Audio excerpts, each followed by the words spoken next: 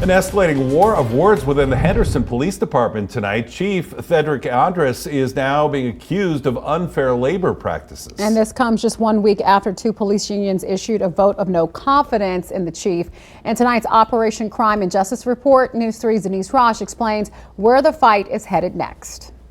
Union reps plan to take this issue to the Henderson City Council next week, asking for help with this damaged relationship. Meantime, they are also filing a grievance accusing Chief Andres of union busting. Do you think it can be changed? You think that that you can get beyond this with him as chief? I personally don't think so. Chris Aguiar says it's a decision that was not taken lightly. Two unions representing Henderson police officers and supervisors issuing a vote of no confidence against Chief Thedrick Andres. My tenure here with the Henderson Police Department over 16 years, and going back through history here in the Henderson Police Department, I don't think it's ever been done. Aguiar is president of HPSA, who says the friction has been building for several years, from allegations of discrimination and harassment to manipulating who gets promoted within the department. Aguiar says more than 95% of their union members feel Andres is unfit to lead. This is real people. It's 364 people of the Henderson Police Department who are out there every day interacting with our citizens, are responding to emergencies, are putting their lives on the line. And this is them telling our city the problems that we have going on and that they feel have gone unaddressed for too long. But I think what this really centers around is employees who do not want to be held accountable for their performance. Chief Andres says after nearly 5 years with the department and 3 as chief, he's still treated like an outsider. And he says he will not resign. The why I stay is because the great work that we've been doing. And I can't let a few, move away from that. And that's what's happening. You have a few. This is not indicative of our department. It is indicative of certain members in our union leadership who have an agenda. The war of words comes as the city of Henderson continues experiencing enormous growth. According to U.S. Census figures, adding nearly 65,000 people in the last 10 years. That growth includes a new police substation under construction near the neighborhoods of Inspirada. The chief likes to use the word transparency.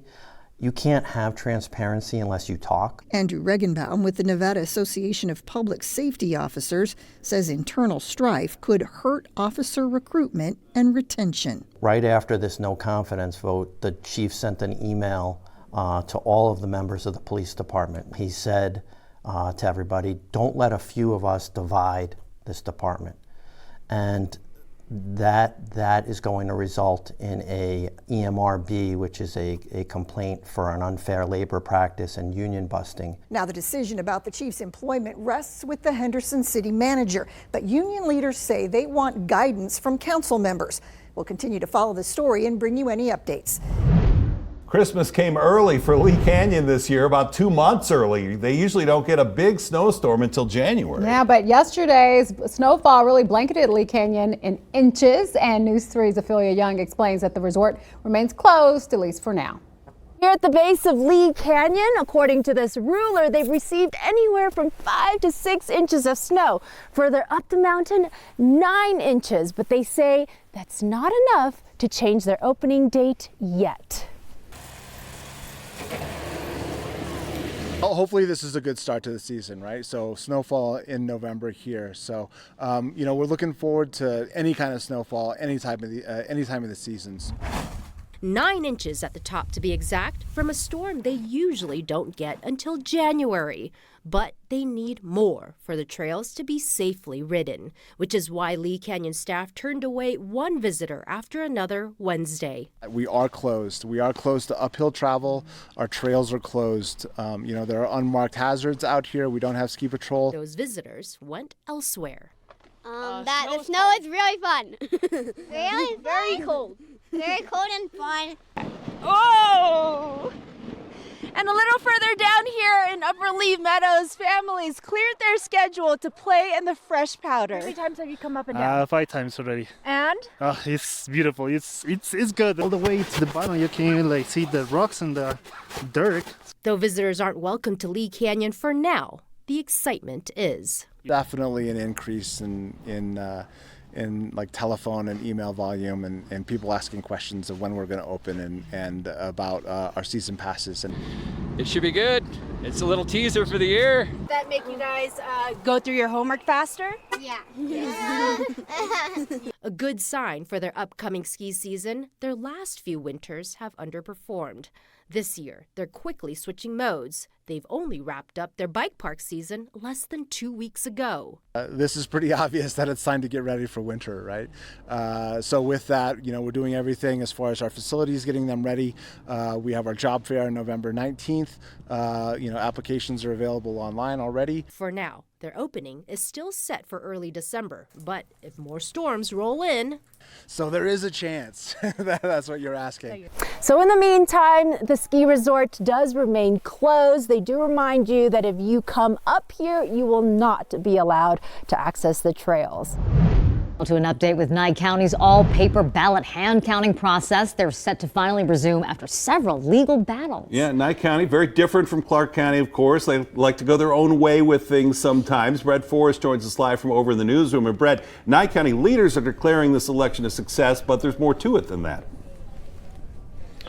Yeah, Jim, Marie, good evening. So there's a lot to unpack here. Nye County announcing today that they will continue that hand counting process starting tomorrow. There's been a lot of controversy surrounding this since they announced their plans to do so. A lot of lawsuits filed against them and one against Nye County. A lot of it stemming from election fraud, conspiracies, distrust in voting machines. But today, as you said, Nye County saying it worked. So sending out an email today from Nye County Clerk Mark Kampf, they said they demonstrated an all-paper ballot process can be successful and that they tabulated all early vote and election day in-person ballots by midnight last night.